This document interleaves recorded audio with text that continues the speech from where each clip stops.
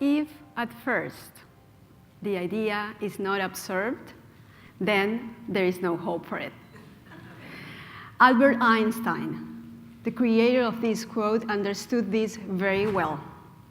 If you regret to entertain absurdity and the vulnerability that comes along with it, you are ruling out great ideas and great opportunities.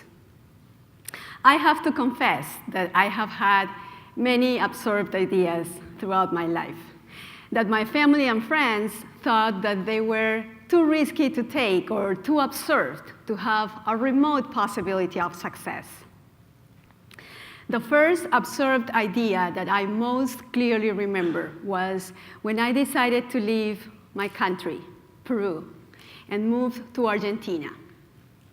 I left my family, my friends, and everything that I have known when I was 21 years old.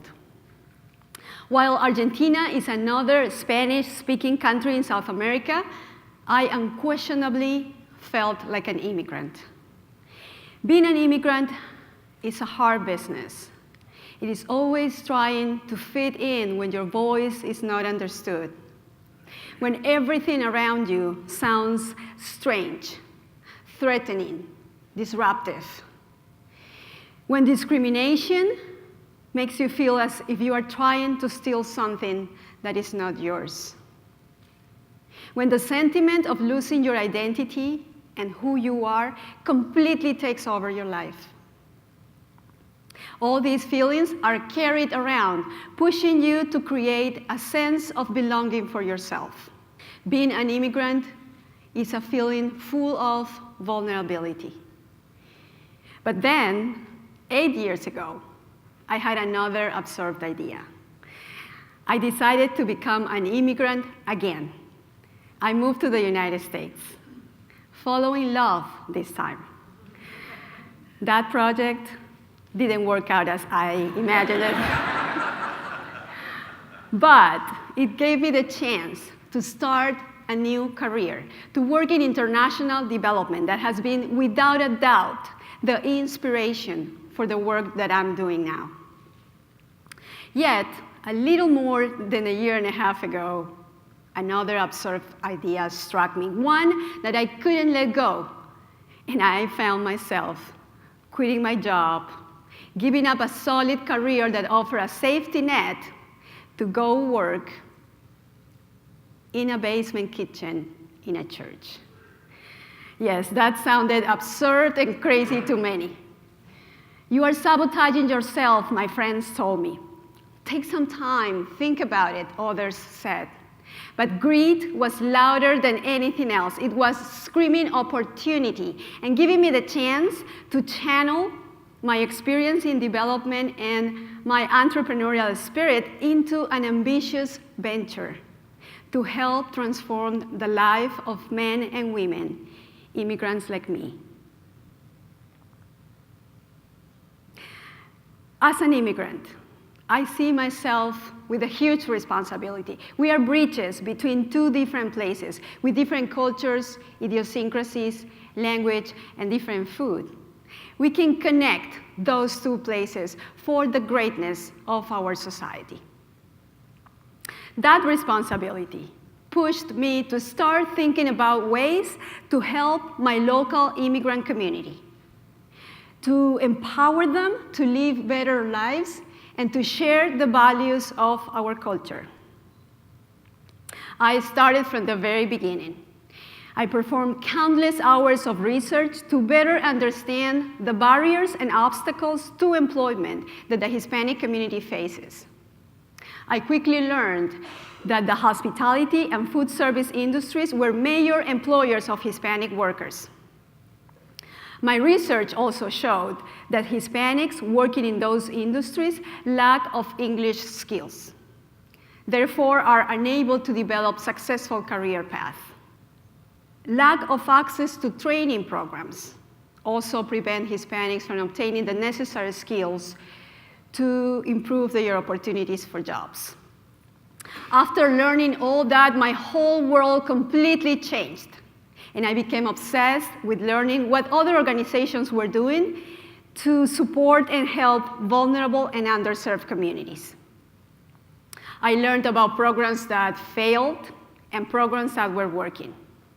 At that point, the absurd idea of taking actions towards addressing the interrelated issues of unemployment, food insecurity, and poverty that the Hispanic community faces looked like a giant elephant in front of me. However, I have always believed that if you are in the right path, the whole world conspires to help you. So vulnerability, one more time, entered my life. And because I have experienced it so often, this time I took it to my advantage.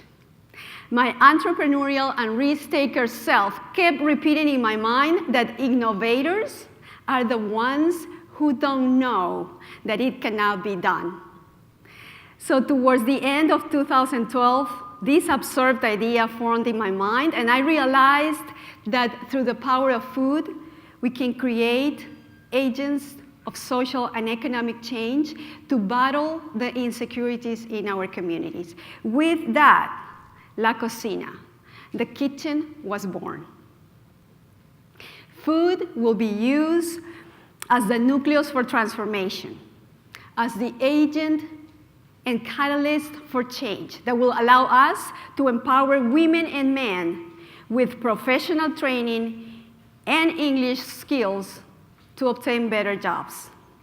Food will also be used to help our communities understand the importance of healthier eating habits to combat the high rates of obesity present in our communities. And food will also be used to create new job opportunities and to invite and inspire other members of the community to join together to be catalysts for greatness. It wasn't easy. It took perseverance and resilience. And I'm happy to think that my father, a self-educated entrepreneur at heart, that passed away without making his dreams come true, will be so proud of his daughter. She didn't give up when many turned their backs on her, when many believed that her vision had big chances of failing.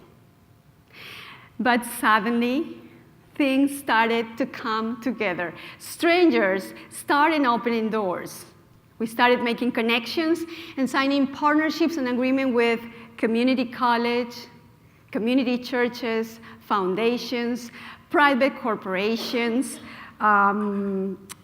nonprofits, and many volunteers. This is how it works. La Cocina offers bilingual culinary job training program for the unemployed members of the Hispanic community. Through training in culinary arts, vocational English, life and employment skills, and job placement assistance, we help the unemployed secure long-term jobs in the food service and hospitality businesses. In addition to that, we also take care of the immediate needs of our neighbors, preparing and distributing healthy meals. Food that is donated to our kitchens every day is transformed into healthy meals prepared by the students of our programs and are donated to low-income families and homeless individuals with the purpose of improving their access to healthier meal options. These same men and women that are recipients of our food now, in some point, become students of our training programs, closing this way a robust circle of sustainability. I have been thinking how we can expand these services to other communities. I never thought that I could come across the stories that we have seen and heard on this first year of work. Stories of human trafficking, domestic abuse, chronic unemployment, food insecurity and poverty that are present in more than 90% of the people that we help every day.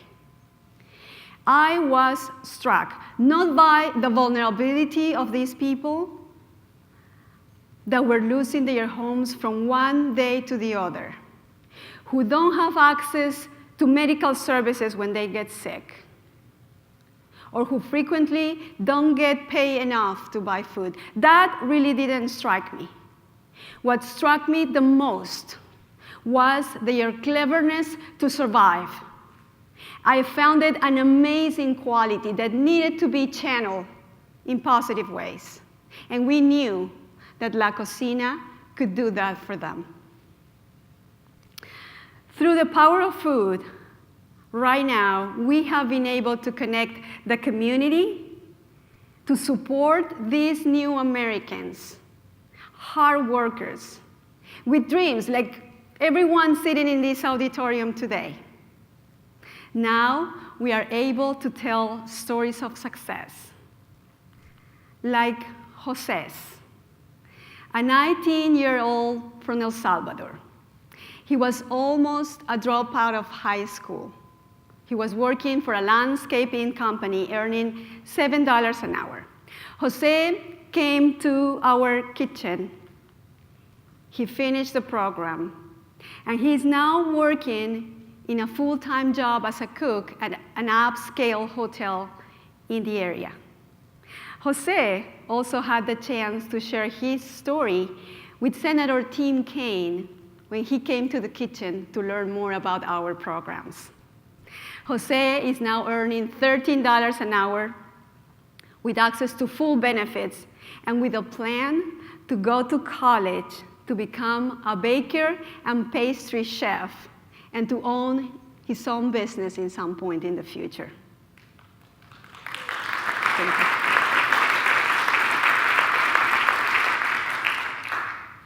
Or stories such as Sandra's, another woman from El Salvador. She survived many years of emotional and physical domestic abuse along her 3 children. She founded La Cocina. She graduated from the program, and she got invited to be part of an internship program at a food service leader corporation with the expectation of getting a full-time job as a cook. She didn't get that. Instead, she got an offer to be the manager of her own kitchen station. She was able to demonstrate leadership skills, those skills that were hidden her entire life, but that came alive after obtaining education and enough confidence to believe in the possibility of success. Sandra had the chance to teach Senator Tim Kaine how to clean green beans correctly. Now she is earning $15 an hour with access to full benefits, medical services, and with a bright new career in the industry. If you guys happen to know Hispanic, you may know that we are loud and expressive and friendly and passionate. But believe me, that could be very painful if it's not used in positive ways. Not long ago, our kitchen was filled not just with loud salsa music, but with fights and criticism and jealousy among our students. I told them, I'm calling the Food Network right now to offer them some good, rich material, Hispanic drama in the kitchen, with the title, First Season of Heat in the Kitchen, and we are not talking about hot peppers, or something like that. But we were able to channel all that energy into tolerance, team building, and understanding of each other's issues. To date, we have worked with people that represent 8 countries from South and Central America, ranging from 19 to 58 years old, that combined are generating almost $500,000 in salaries and almost $100,000 in contributions in income taxes that are going back to our local economy. These people have also prepared more than 13,000 healthy meals that have gone donated to our other neighbors in need. I have been wondering how we could expand these current services to other communities going through the same struggles. How we can channel the entrepreneurial spirit of women and men into tangible, concrete actions to transform their current situations. And how we can build more solutions on top of what we have now. And to be aligned with the national conversation about entrepreneurship as a tool to alleviate poverty, we want to empower innovators from underserved communities through a kitchen incubator. A kitchen shared space where entrepreneurs, food-related small business owners could have the opportunity to come and prepare their products in a safe environment and to launch and grow successful businesses that will create new job opportunities. We are working on this project. We are expecting to open our new doors in the summer of 2016.